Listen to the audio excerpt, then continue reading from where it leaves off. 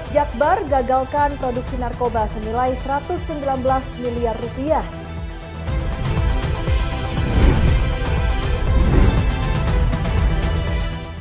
Gubernur Maluku Utara, Serly Juanda, datangi KKP.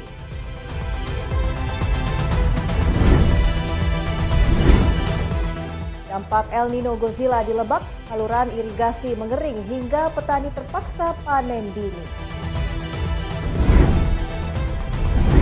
Halo, selamat siang pemirsa setia Berita Nasional TV. Senang sekali Berita Nasional Siang kembali hadir menyapa Anda. Selain 3 berita utama tadi, akan ada informasi lainnya dari dunia politik, ekonomi hingga isu sosial yang sedang hangat diperbincangkan.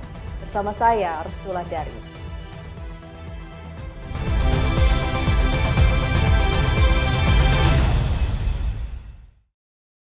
Kita ke berita pertama pemirsa, Polres Metro Jakarta Barat membongkar laboratorium narkoba skala besar terhubung dengan jaringan internasional. Dalam pengungkapan ini, polisi menangkap 7 tersangka dan menyita bahan baku narkoba senilai sekitar 119 miliar rupiah.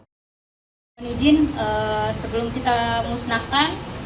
Satuan Reserse Narkoba Polres Metro Jakarta Barat mengungkap laboratorium narkoba jenis karisoprodol di Semarang, Jawa Tengah. Pengungkapan ini merupakan hasil pengembangan dari penangkapan seorang tersangka di kawasan Penjaringan, Jakarta Utara. Dalam operasi ini, polisi menangkap 7 tersangka termasuk seorang warga negara asing asal Tiongkok. Petugas juga menyita berbagai bahan baku pembuatan narkoba seperti tablet karisoprodol, bubuk karisoprodol seberat sekitar 1 ton happy water, dan ketamin. Total barang bukti diamankan mencapai sekitar 1,65 ton dengan nilai ekonomi diperkirakan mencapai 119 miliar rupiah. Menurut kepolisian, jika berhasil diproduksi dan diedarkan, bahan tersebut berpotensi merusak lebih dari 3,5 juta jiwa. Hasil penyidikan sementara menunjukkan laboratorium ilegal itu beroperasi sejak Januari hingga April 2026 dan telah memproduksi lebih dari 1 juta tablet karisoprodol yang diduga diedarkan ke berbagai daerah di Indonesia. Polres Jakarta Barat artinya tidak main-main dalam hal memberantas peredaran narkoba itu sendiri. Sebelum jadi narkoba, kita telah menangkap bahan-bahan bakunya. Sebelum mereka menggunakan bahan baku untuk narkoba, kita telah memutus mata rantainya. Bahkan kita telah menyita beberapa banyak di sini untuk kita musnahkan pada hari ini agar rekan-rekan bisa melihat bahwasanya barang-barang tersebutlah kita musnahkan supaya tidak bisa digunakan lagi, dan kita telah berkoordinasi dengan kejaksaan dan pengadilan. Seusai pengungkapan, seluruh barang bukti dimusnahkan setelah melalui koordinasi dengan kejaksaan dan pengadilan. Polisi menegaskan akan terus memutus mata rantai jaringan narkoba internasional demi melindungi masyarakat dari ancaman narkotika. Tim Liputan Berita Nasional TV.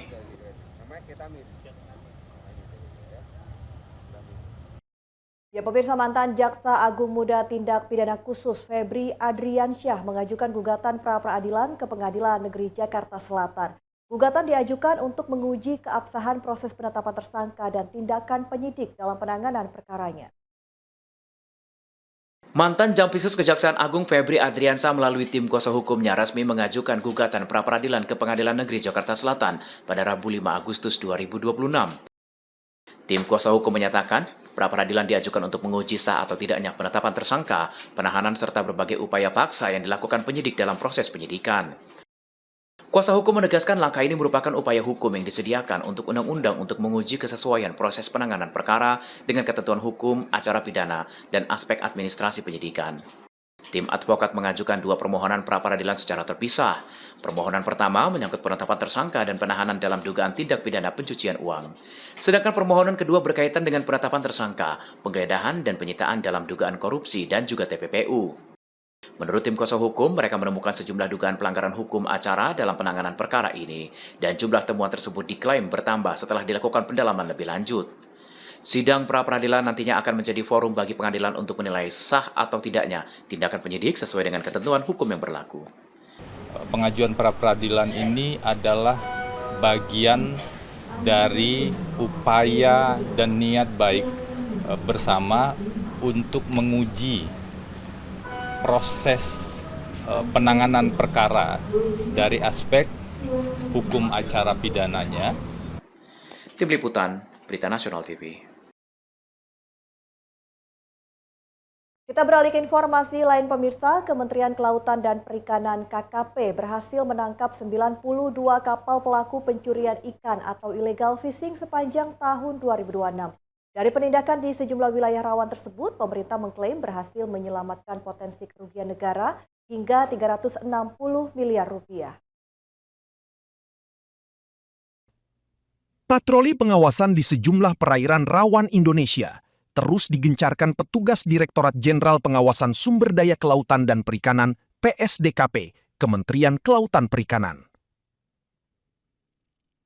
Sepanjang tahun 2026, Ditjen PSDKP KKP berhasil menangkap 92 kapal pelaku illegal fishing yang difokuskan di sejumlah titik vital seperti Laut Natuna Utara, Selat Malaka, Sulawesi Utara, Samudra Pasifik, hingga Laut Arafura. Dari operasi tersebut, pemerintah mengklaim berhasil menyelamatkan potensi kerugian negara hingga 360 miliar rupiah. Dirjen PSDKP KKP, Pung Nugroho Saksono, menyebut jumlah kapal yang ditangkap tahun ini menurun dibandingkan tahun sebelumnya. Hal ini menjadi sinyal positif meningkatnya kesadaran hukum serta efek jera bagi kapal asing maupun lokal akibat penegakan aturan yang ketat. Baik, terima kasih. Jadi focal point kita itu dari mulai Natuna Utara, terus kemudian di Selat Malaka, itu kapal-kapal asing dari tetangga sebelah, kemudian dari mana? Sulawesi Utara. KKP menegaskan akan terus meningkatkan patroli dan penegakan hukum di laut demi menjaga kedaulatan serta kelestarian sumber daya perikanan nasional. Dari Jakarta, Jurnalis Berita Nasional TV. Gubernur Maluku Utara, Serly Juanda, datangi Kementerian Kelautan dan Perikanan minta berantas rumpon ilegal. Informasi selengkapnya usai jeda. Berita Nasional Siang segera kembali.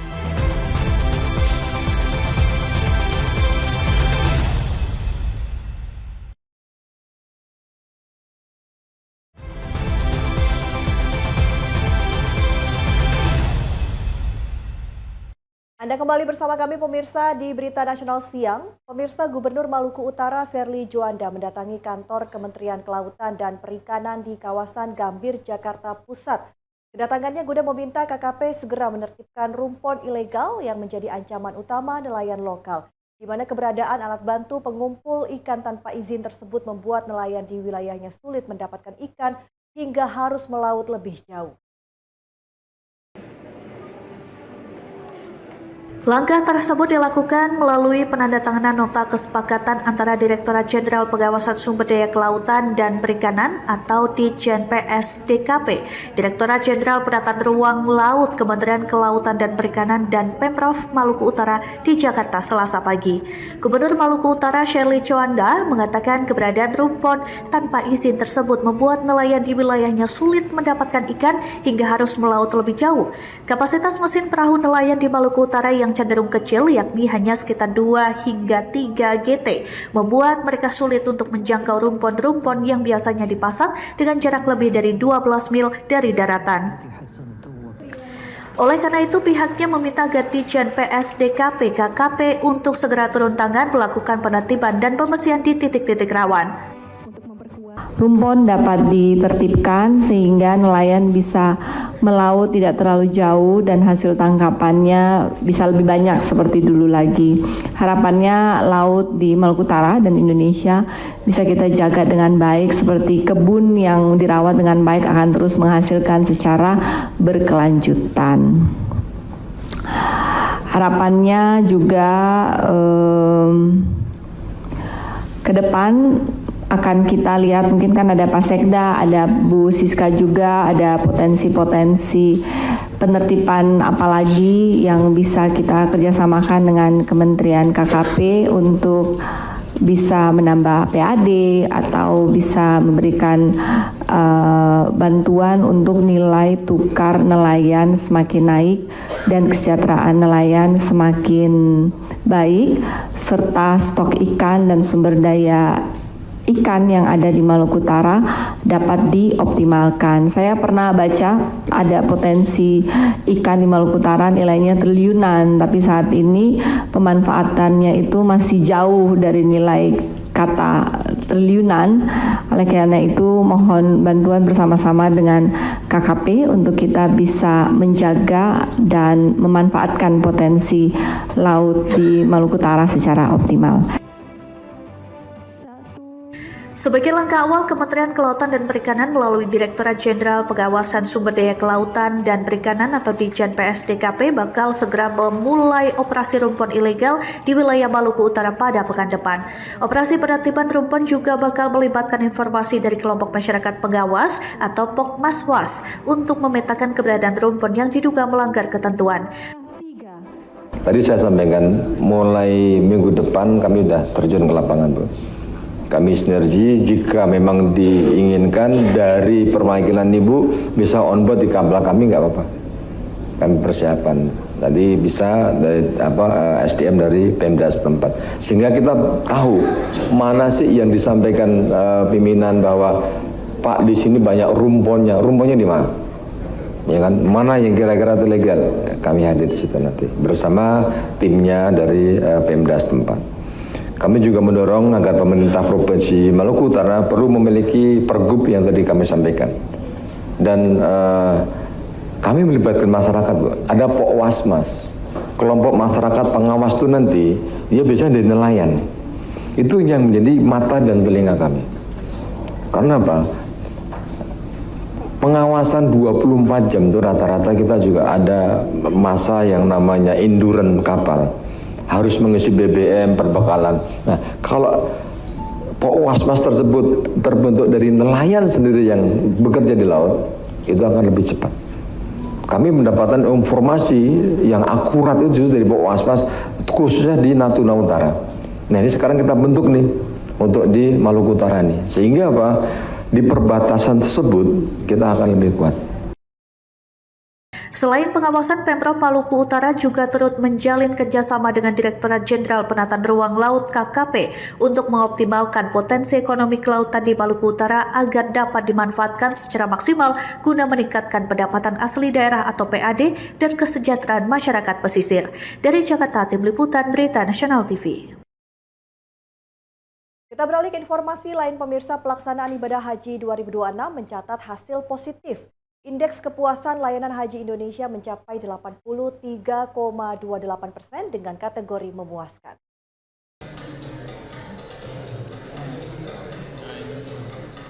Badan Pusat Statistik atau BPS mencatat indeks kepuasan layanan haji Indonesia atau IKLHI tahun 2026 mencapai 83,28%, diungkap di Jakarta pada Kamis 6 Agustus 2026. Capaian ini masuk dalam kategori memuaskan dan menjadi indikator meningkatnya kualitas pelayanan bagi jemaah haji Indonesia. Menteri Haji dan Umroh Muhammad Irfan Yusuf menyatakan hasil tersebut menjadi tonggak penting bagi Kementerian Haji dan Umroh yang baru memasuki tahun pertama operasional. Menurutnya, capaian ini membuktikan transformasi layanan haji telah dirasakan langsung oleh para jemaah. Pemerintah menegaskan evaluasi akan terus dilakukan untuk meningkatkan kualitas penyelenggaraan haji. Perbaikan akan difokuskan pada layanan di Arafah, Musdalifah dan Mina atau Armusna, serta penguatan pelaksanaan istitaah kesehatan bagi calon jemaah. Pelaksanaan studi ini yang berlandaskan ilmiah dan menemukan statistik di bagian penting yang paripurna terhadap hasil penilaian kepada haji. Banyak kalangan menilai haji tahun 2026 lebih baik dari tahun itu. Sebagian besar berbasis pada data kualitatif. Kali ini kita semua mendapatkan data berbasis pada data kualitatif. Selain itu, Kementerian Haji dan Umroh juga akan meningkatkan pemanfaatan produk Indonesia dalam rantai pasok penyelenggaraan haji di Arab Saudi. Calon jemaah diimbau mempersiapkan diri sejak dini dari sisi kesehatan, kesiapan fisik dan mental maupun pemahaman manasik agar dapat menjalankan ibadah dengan aman dan khusyuk. Indeks kepuasan layanan haji Indonesia. Kenapa diperbaiki? Karena cakupannya menjadi lebih komprehensif. Kami tidak menghitung hanya output tetapi juga proses layanan. Kami juga tidak hanya menghitung atau menilai dari layanan yang ada di luar negeri atau di Saudi Arabia, tetapi juga termasuk layanan yang ada di dalam negeri atau yang kita sebut dengan Indeks Kepuasan Layanan Haji Indonesia. Mahendra Dewananta, Ade Chandra, Berita Nasional TV. Kita beralih ke informasi lainnya pemirsa, Kepala Badan Gizi Nasional Sudaryono bertemu dengan Menteri Kesehatan Budi Gunadi Sadikin di Kementerian Kesehatan Jakarta. Pertemuan ini membahas evaluasi dan penyempurnaan pelaksanaan program makan bergizi gratis agar lebih aman, tepat sasaran, dan berkualitas.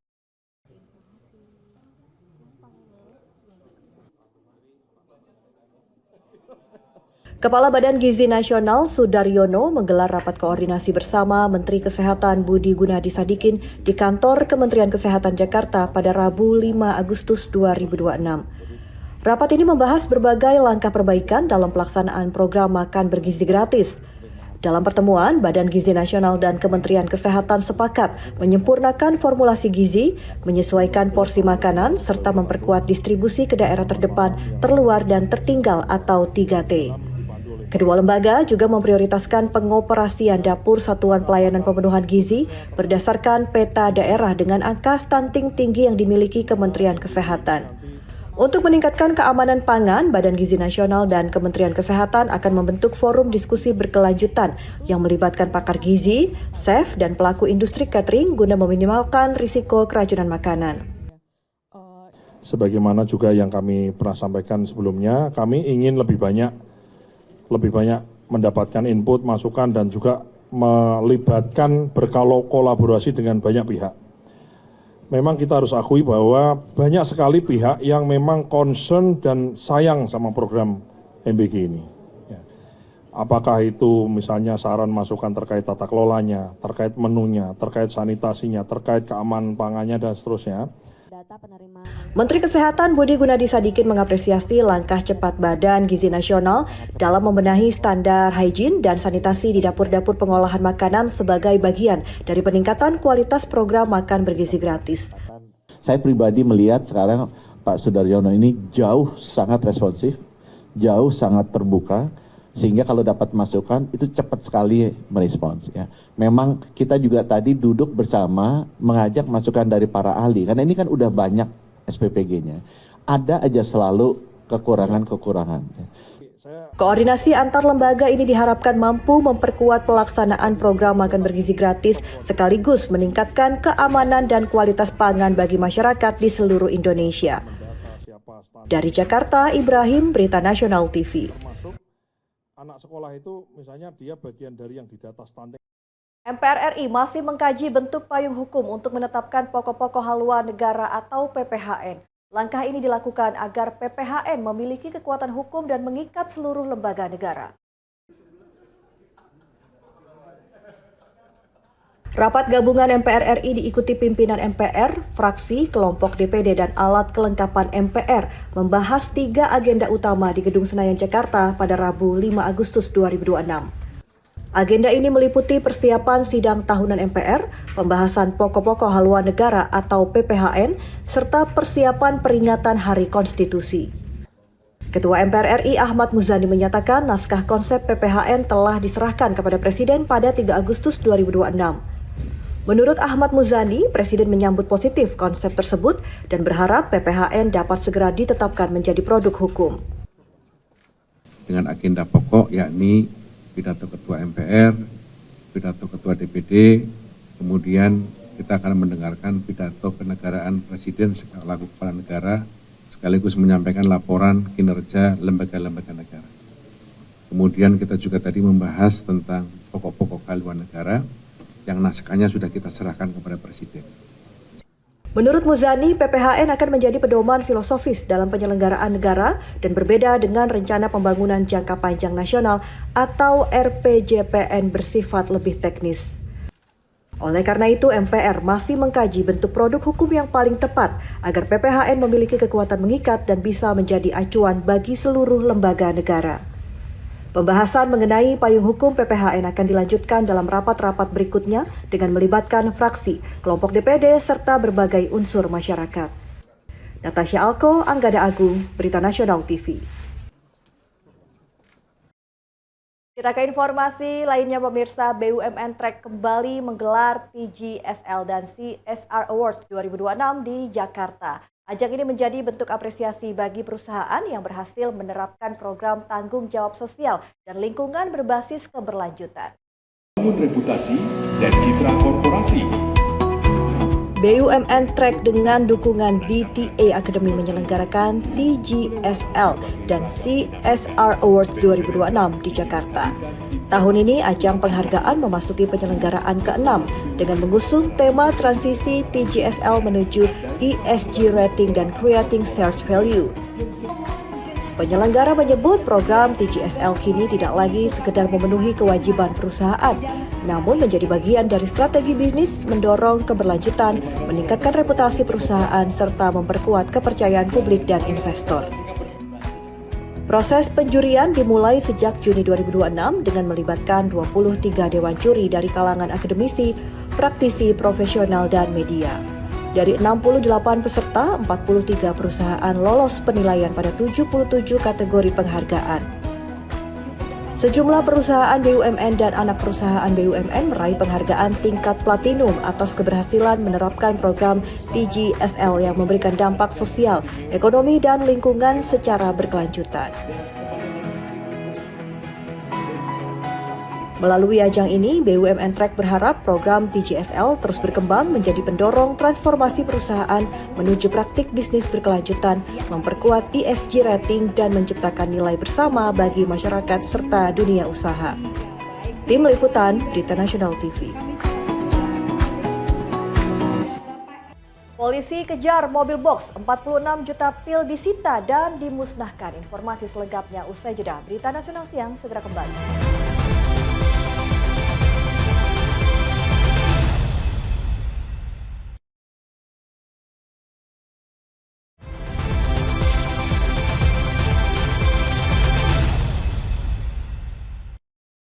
Anda kembali bersama kami di Berita Nasional Siang.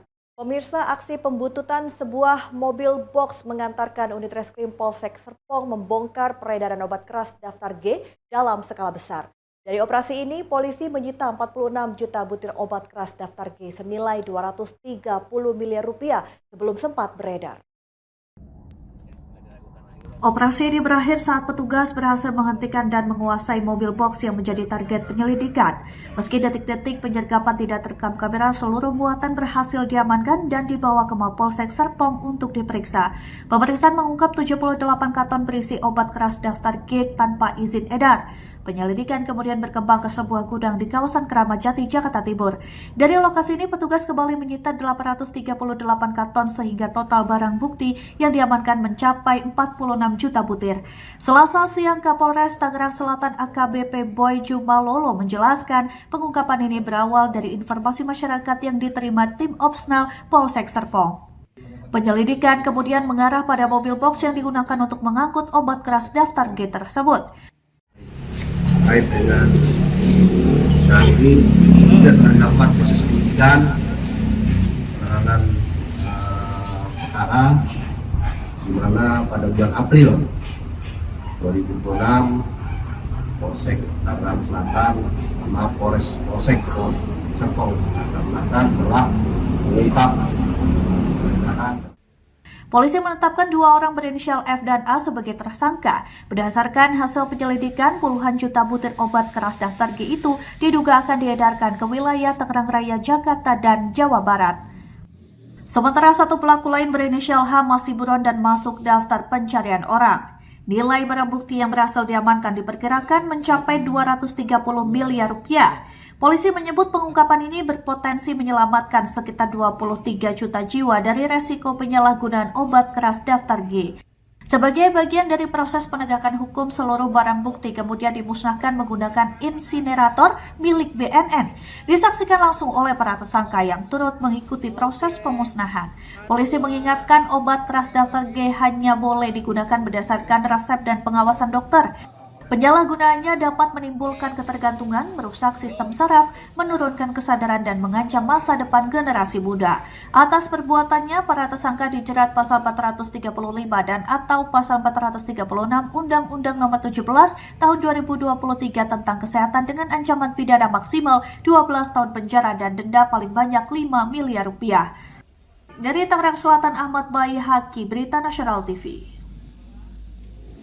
Menyaru sebagai pengemudi ojek online, petugas kepolisian merengsek masuk ke lokasi yang dijadikan sarang peredaran narkoba dan berhasil meringkus pengedar narkoba serta menyita barang bukti 6 paket berisi sabu-sabu.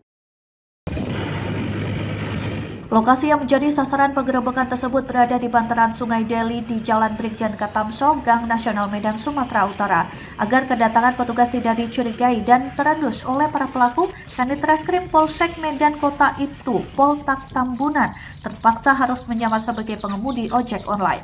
Setelah mendapatkan informasi adanya transaksi narkoba, petugas langsung melakukan penyergapan dan menangkap seorang pria berinisial SB yang diduga berperan sebagai pengecer narkoba jenis sabu. Tersangka sempat melakukan perlawanan dan berusaha kabur dengan terjun ke aliran Sungai Deli saat ditangkap petugas.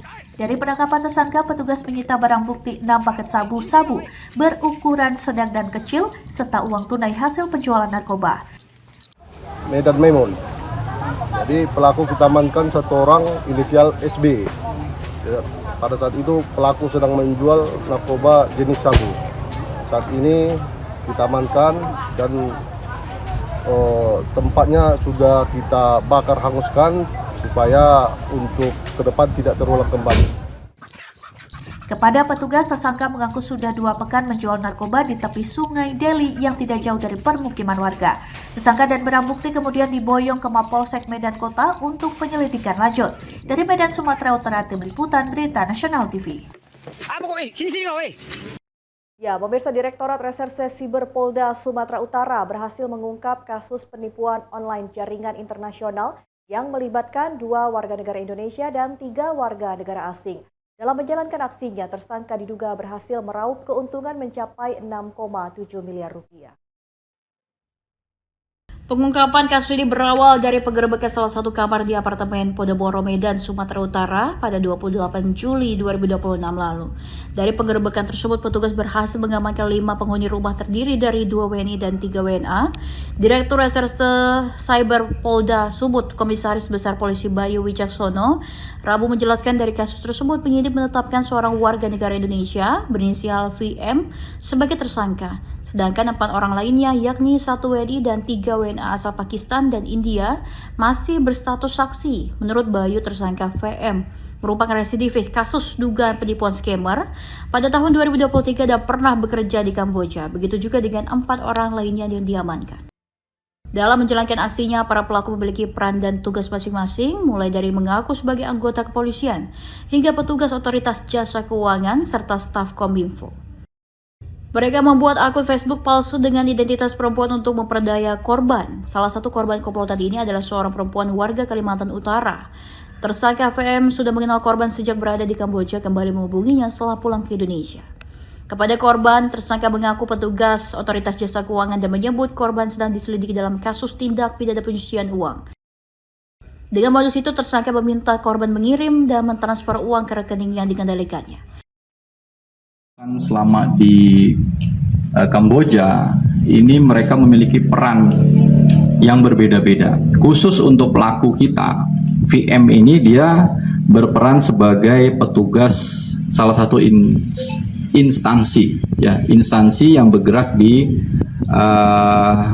bidang otoritas jasa keuangan. Dari pengungkapan kasus ini, polisi menyita sejumlah barang bukti berupa telepon genggam dan seragam polisi India yang diduga akan digunakan untuk mendukung aksi penipuan serta mobil dan sepeda motor. Saat ini tersangka VM telah ditahan di rumah tahanan Polda Sumut, sedangkan 3 warga negara asing dititipkan kepada pihak imigrasi. Polisi masih terus mendalami kasus penipuan online jaringan internasional tersebut. Dari Medan, Sumatera Utara, jurnalis Berita Nasional TV. Ya, ratusan kendaraan bermotor yang parkir liar di kawasan CNI Puri Kembangan, Jakarta Barat terjaring razia petugas gabungan Sudin Perhubungan Jakarta Barat bersama TNI Polri dan Satpol PP. Para pemilik kendaraan yang sebagian besar karyawan pertokoan dan mal di sekitar lokasi tersebut panik di saat akan ditindak petugas dengan sanksi cabut pentil ban. Para pemilik kendaraan bermotor panik saat melihat petugas gabungan Sudin Perhubungan Jakarta Barat bersama Satpol PP dan TNI Polri tengah menggelar razia parkir liar di kawasan TNI Polri Kembangan Jakarta Barat siang tadi. Mereka pun bergegas memindahkan sepeda motornya yang parkir di bahu jalan agar tidak ditindak tegas petugas dengan sanksi cabut pentil ban. Para pemilik kendaraan sepeda motor yang sebagian besar karyawan pertokoan dan pengunjung mal ini mengaku tidak adanya kantong parkir di dalam mal maupun protokol membuat mereka terpaksa parkir di bahu jalan dengan harus membayar jasa parkir liar Rp5.000. Kenapa parkirnya di sini Mbak? Apa nggak ada lokasi parkir atau gimana? Aku nggak tahu, aku cuma backup doang, jadi aku nggak tahu asal parkirannya di sini. Oh gitu. Iya. Jadi Mbak nggak tahu bahwa ini parkir liar gitu ya Mbak ya? Bayar Mbak di sini? Bayar. Berapa? 5.000. Iya. Kepada siapa Mbak? Oh, ada tukang parkir, juru parkir di sini? ada. Nggak tahu. Oh, jadi Ibu nggak tahu sebetulnya Bu ya? Iya. Jadi Ibu nggak tahu ini parkir nggak resmi gitu ya Bu? Iya. Bayar berapa Bu? Emang Bu di sini? 5.000 Pak. 5.000 tiap hari Ibu nih di sini parkir? Enggak lah. Enggak ya? Kalau saya tahu. Oh. Ibu lagi ngapain? Sementara Kepala Seksi Operasional Sudin Perhubungan Jakarta Barat, Agus Prasetyo meminta para pengelola pertokoan dan mal segera menyediakan kantong-kantong parkir resmi agar tak menyulitkan karyawan mereka dan masyarakat saat tengah melintas di sekitar kawasan lokasi. Operasi penertiban parkir di mana hal tersebut juga merupakan dari arahan Bapak Gubernur dan Bapak Kepala Dinas bahwasanya kita tidak berhenti. Jadi kita terus agar melakukan penertiban parkir liar. Dalam razia parkir liar ini, sebanyak 234 sepeda motor terjaring petugas. Razia serupa akan terus digencarkan petugas sesuai instruksi Gubernur DKI Jakarta dan Kadis Perhubungan, di mana area kantong parkir liar di DKI Jakarta segera ditindak tegas. Dari Jakarta Barat, Tim Liputan, Berita Nasional TV. Informasi lainnya akan kami hadirkan usai jeda. Tetaplah bersama kami di Berita Nasional Siang.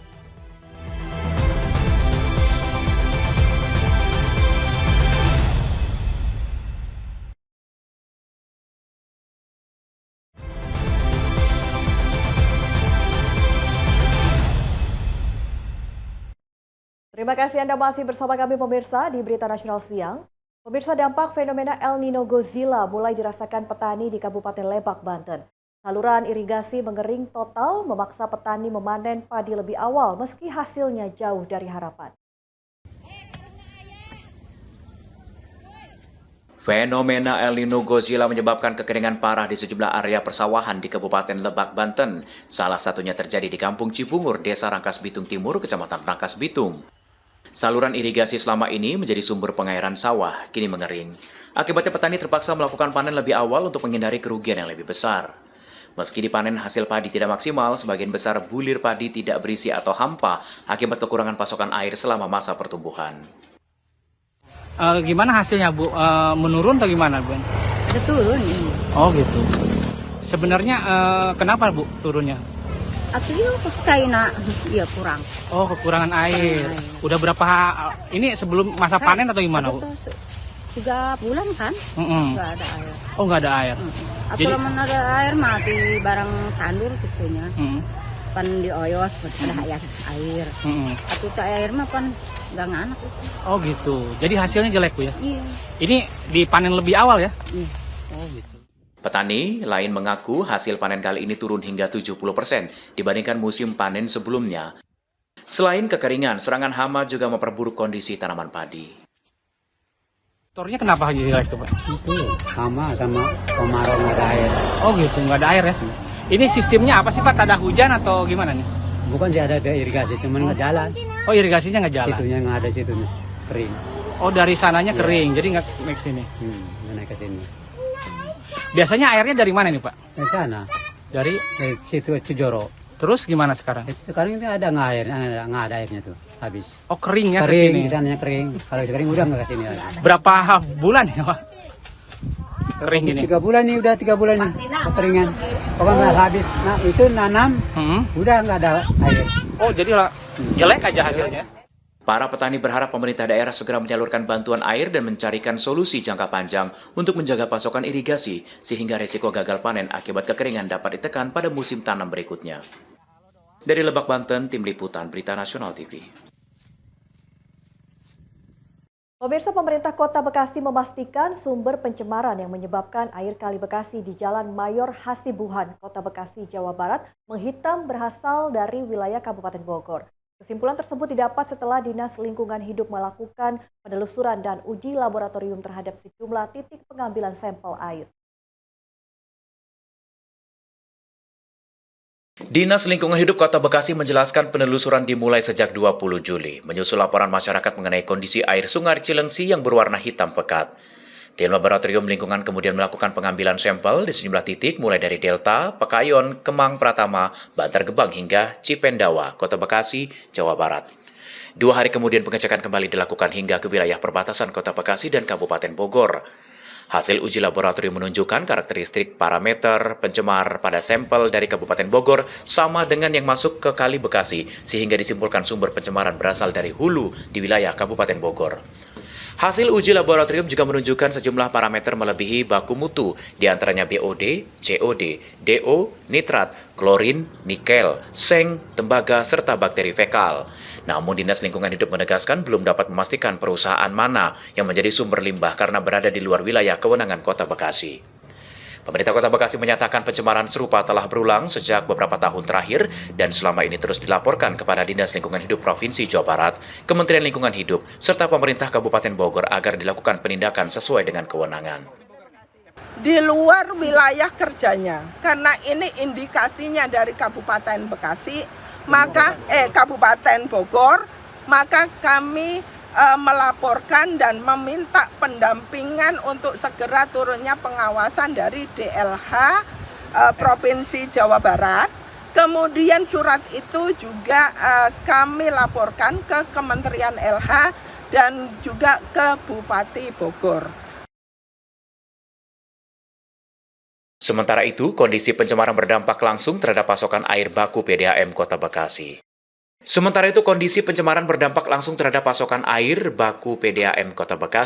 Pemerintah Kota Bekasi kini mengupayakan tambahan pasokan air dari SPAM Jatiluhur agar kebutuhan air bersih masyarakat tetap terpenuhi selama kualitas air Kali Bekasi masih tercemar.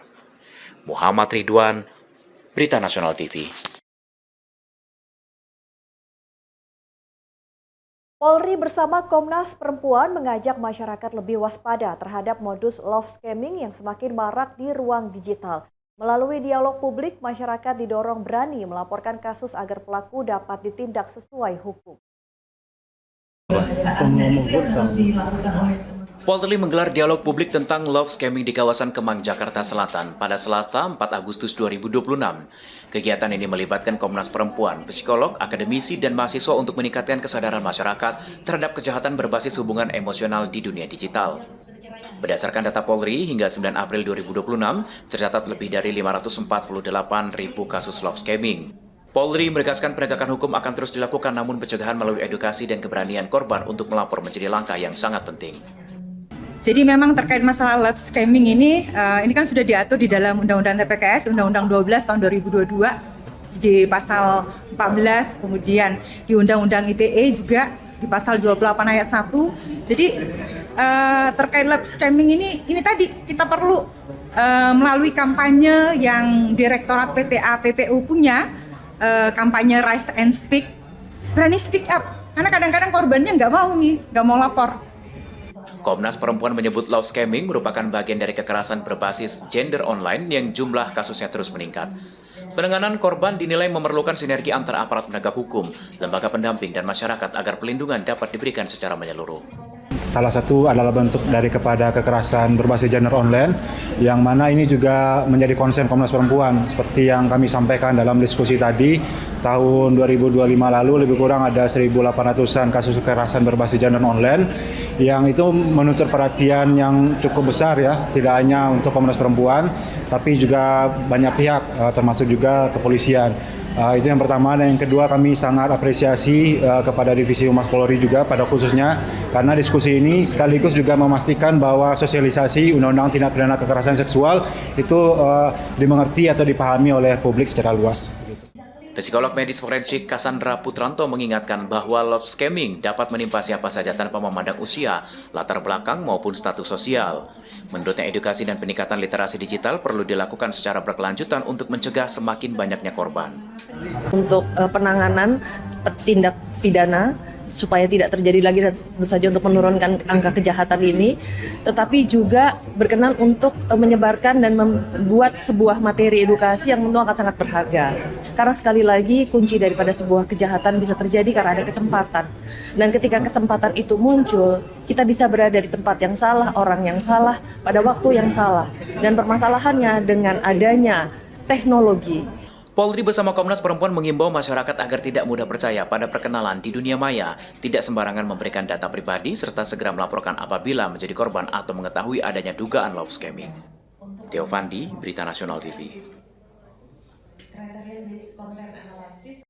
Kita beralih ke informasi lain pemirsa, upaya meningkatkan literasi keuangan dinilai penting untuk menekan maraknya korban pinjaman online atau pinjol ilegal. Di tengah masih rendahnya pemahaman masyarakat mengenai layanan keuangan digital, peran media dinilai strategis dalam menyampaikan informasi yang akurat sekaligus melindungi publik dari praktik pembiayaan ilegal.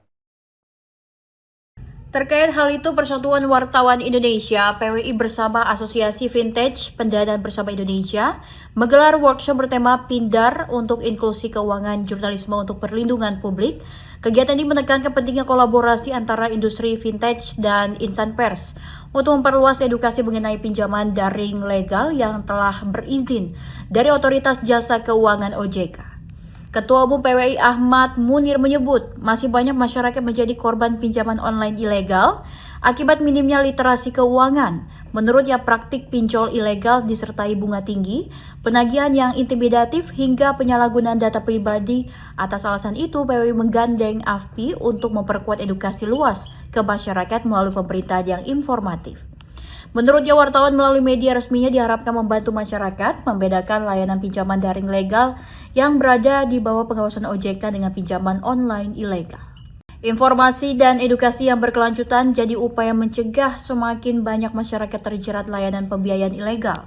Sementara itu, Ketua Umum AFPI Enjik S. Jafar mengatakan, kolaborasi dengan PWI akan diperluas agar pesan literasi keuangan menjangkau lebih banyak masyarakat. AFPI menilai peran media menjadi kunci dalam menyebarkan informasi mengenai layanan pinjaman daring yang resmi sekaligus meningkatkan pemahaman publik agar lebih cermat memilih akses pembiayaan dan terhindar dari praktik pinjaman online ilegal.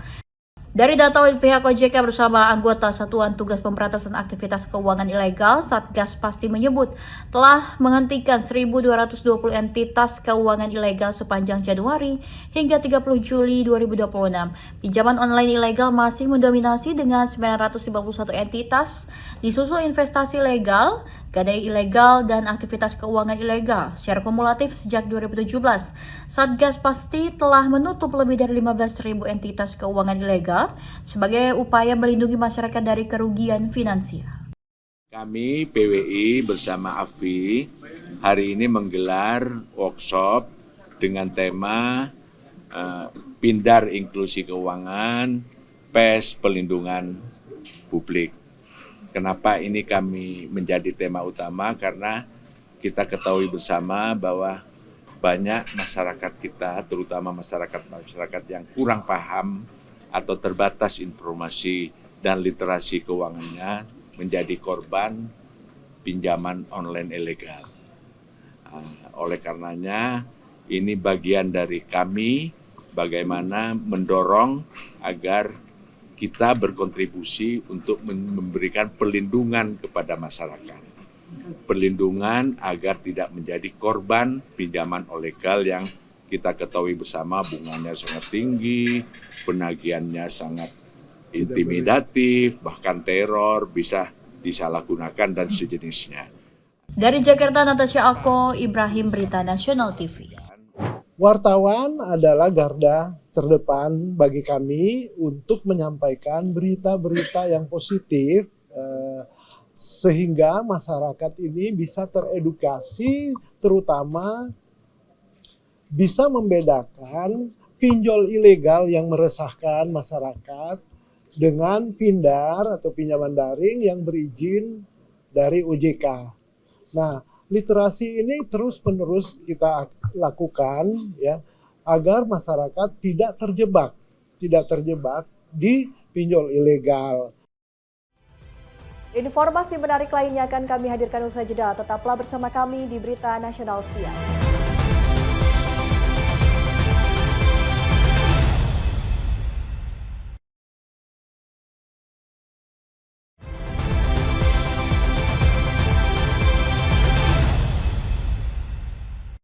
Anda kembali bersama kami pemirsa di Berita Nasional Siang.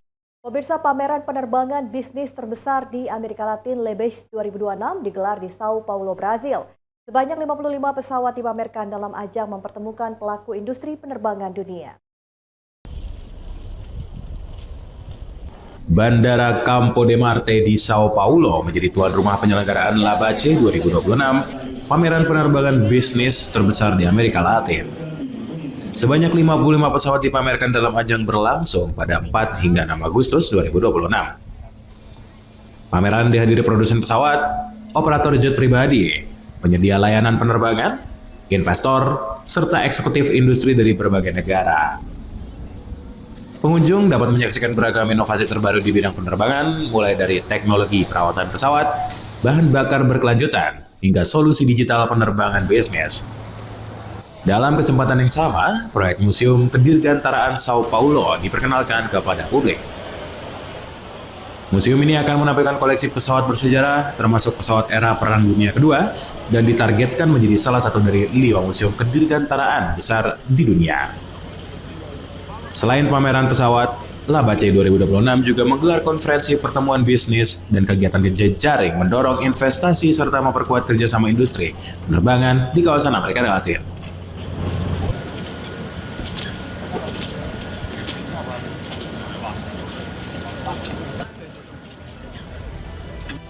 Ya, informasi tadi sekaligus menutup perjumpaan kita di Berita Nasional Siang kali ini. Saya Restulandari beserta kru yang bertugas pamit undur diri.